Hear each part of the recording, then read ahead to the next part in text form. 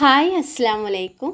നമുക്ക് നല്ലൊരു മുട്ട കറി വെച്ചാലോ? നല്ല ടേസ്റ്റി ആയിട്ട് നമുക്ക് ചപ്പാത്തിക്കും പത്തിരിക്കും എല്ലാം പറ്റിയൊരു മുട്ടക്കറി.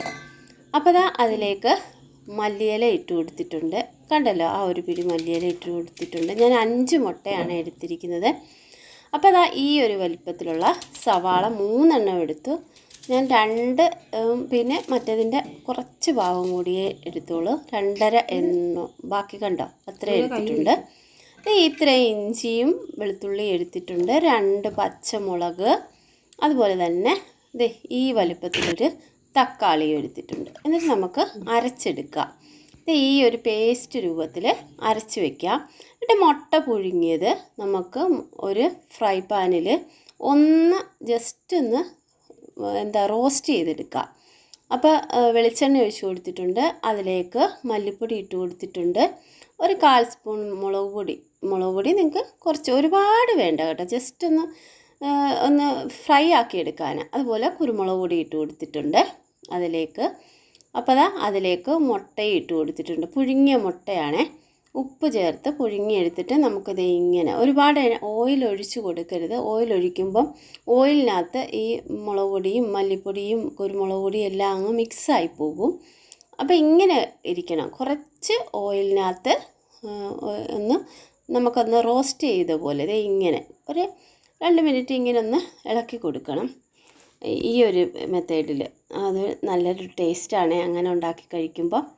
അപ്പോൾ എല്ലാവരും ഇങ്ങനെ റോസ്റ്റ് ചെയ്ത് എടുത്തിട്ട് വേണം നമുക്ക് ബാക്കി ഇതൊന്ന് മസാല ചേർക്കാൻ.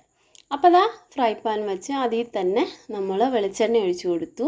അതിലേക്ക് 2 ഏലക്കായും കറുവാപ്പട്ടയും 1 ഗ്രാമ്പും. അപ്പോൾ ഇത് കണ്ടില്ലേ, അത്രയും മസാലയെ അതിലോട്ട് ചേർക്കുന്നുള്ളൂ.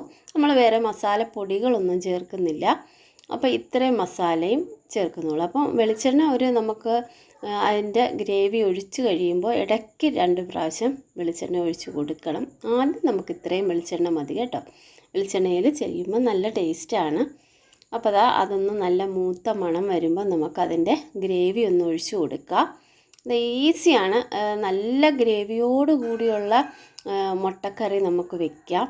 അപ്പോൾ അതെല്ലാം മസാല നമ്മൾ അരച്ച് പേസ്റ്റ് പോലെ ആക്കിയത് അതിലേക്ക് ഒഴിച്ചു കൊടുത്തിട്ടുണ്ട്. നന്നായിട്ടൊന്ന് മൊരിഞ്ഞ് വരുന്ന ഒരു രീതി വരത്തില്ല, ഒരു മൊരിഞ്ഞ ആ ഒരു മണം വരികയില്ല അതിലേക്ക്.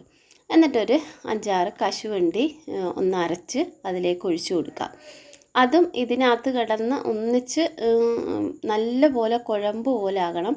ലാസ്റ്റല്ല ഒഴിക്കേണ്ടത്, നമ്മൾ ആ പേസ്റ്റ് ഒഴിക്കുമ്പം തന്നെ ഒന്നിച്ച് കശുവണ്ടി അരച്ചെടുത്താലും കുഴപ്പമില്ല കേട്ടോ. നമ്മൾ സവാളയും തക്കാളിയൊക്കെ ഇട്ടില്ലേ, അപ്പം തന്നെ കശുവണ്ടി അതിലേക്ക് ചേർത്ത് അരച്ചാലും കുഴപ്പമില്ല. ഞാൻ സെപ്പറേറ്റാണ് അരച്ചെടുത്തത്. ചിലപ്പോൾ ഇങ്ങനെ പീസായിട്ട് കിടന്നാലോ എന്ന് ഓർത്തിട്ട്. അപ്പോൾ ഒന്ന് വെള്ളത്തിൽ കുതിർത്തിട്ട് അരച്ചാൽ വേഗം. ആവശ്യത്തിന് ഉപ്പും കൂടി അതിലേക്ക് ചേർത്ത് കൊടുക്കാം. അപ്പോൾ ആവശ്യത്തിന് ഉപ്പും ചേർത്ത് നന്നായിട്ടൊന്ന് ഇടയ്ക്കൊന്ന് ഇത് കണ്ടില്ലേ, കുറച്ച് എണ്ണ ഒഴിച്ച് കൊടുക്കണം. എന്നാലും ഉള്ളത് നല്ല ടേസ്റ്റി ആയിട്ട് എനിക്ക് നല്ല മൊരിഞ്ഞ ആ ഒരു സവാള മൊരിഞ്ഞ മണം വരുത്തുള്ളൂ. അപ്പോൾ അതിലേക്ക് ഒരു 1/4 സ്പൂൺ മല്ലിപ്പൊടി, അതുപോലെ തന്നെ കുരുമുളക് പൊടി കൂടി ചേർത്ത് കൊടുത്തിട്ടുണ്ട്. മുളക് പൊടിയുടെ പിന്നെ എരിവിൻ്റെ ആവശ്യമില്ല, നമ്മൾ കുരുമുളക് പൊടി ഇട്ട് കൊടുക്കുന്നത് കൊണ്ട്. പിന്നെ പച്ചമുളക് 2 എണ്ണം അരച്ചല്ലോ. അപ്പോൾ നമ്മൾ മുട്ട ഇങ്ങനെ റോസ്റ്റ് ചെയ്തപ്പോഴും നമ്മൾ കുരുമുളക് പൊടി ചേർത്തിട്ടുണ്ട്. നിങ്ങൾക്ക് വേണമെങ്കിൽ കുറച്ച് കുരുമുളക് പൊടിയോ അല്ലെ പച്ചമുളകാണ് ടേസ്റ്റ്. എരിവിന് ആവശ്യമായത് കൂട്ടിയും കുറച്ചും എടുക്കുക.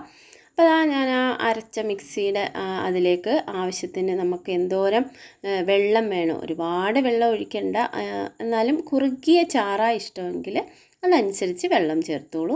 അപ്പോൾ ഞാൻ കുറുകിയ ഈ ഒരു പരുവത്തിൽ എന്നുവെച്ചാൽ നല്ല മൊരിഞ്ഞ് വന്നതിന് ശേഷമാണ് ഞാൻ വെള്ളം ഒഴിച്ചത്.